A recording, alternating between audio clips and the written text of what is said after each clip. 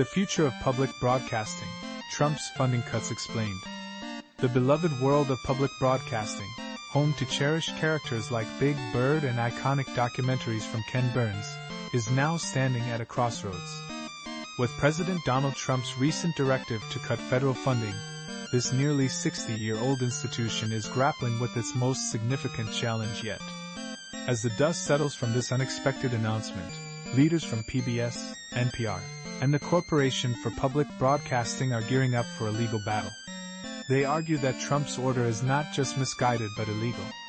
Catherine Marr, NPR's president and CEO, expressed a firm commitment to defending their right to deliver crucial news and services to the American public, stating, "We will challenge this executive order using all means available."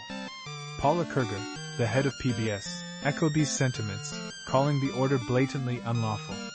Public broadcasting was born in the late 1960s as a response to the commercial media landscape, aiming to provide educational and public service content.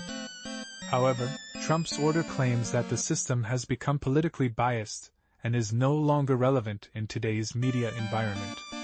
Today, the media landscape is filled with abundant, diverse, and innovative news options, he stated, suggesting that government funding for news media is outdated and detrimental to journalistic independence. While the focus of the order is on news programming, the implications could extend far beyond just the headlines.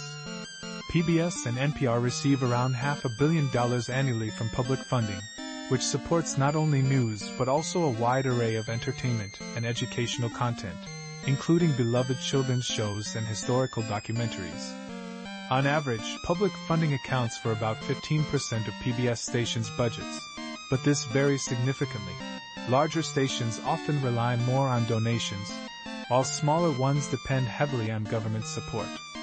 In addition to Trump's order, Congress is also deliberating future funding levels for public broadcasters, and the Federal Communications Commission is scrutinizing their corporate underwriting efforts.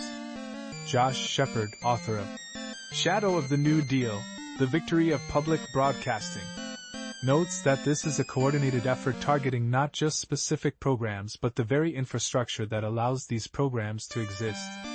The potential fallout from this order could ripple through local communities. Trump's directive instructs the CPB and other agencies to halt federal funding for PBS and NPR, and to eliminate indirect sources of public financing. For instance, PBS receives grants from the U.S. Department of Education to support educational programming for young children, particularly in underserved areas. While some popular shows may remain safe due to corporate and philanthropic backing, local programming and growth opportunities could be severely impacted. In a public hearing earlier this year, congressional Republicans voiced their concerns about public broadcasting to Kerger and Marr.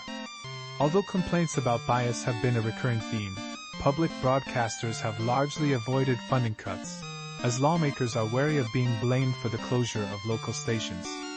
After all, who wants to be the one responsible for ending Sesame Street? Interestingly, many Republicans may not feel the pressure to defend public broadcasting, as they often do not engage with PBS or NPR.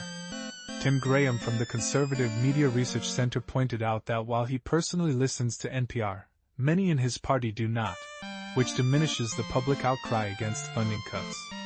His organization has documented instances of perceived bias in public broadcasting, arguing that if people want to support these stations, they should do so through private funding rather than taxpayer dollars. Public broadcasting officials are taking these bias concerns seriously. At a recent board meeting, CPB President Pat Harrison emphasized their commitment to addressing these issues, highlighting increased investments in local journalism and grants to NPR aimed at improving newsroom practices. As the legal battle over public broadcasting heats up, the stakes are high. Trump's administration has already made moves to reshape federal institutions that challenge its viewpoints, including significant cuts to funding for the arts and education.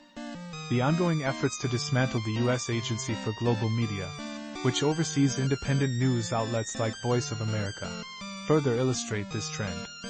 With the future of public broadcasting hanging in the balance, the outcome of this struggle could redefine the media landscape in America.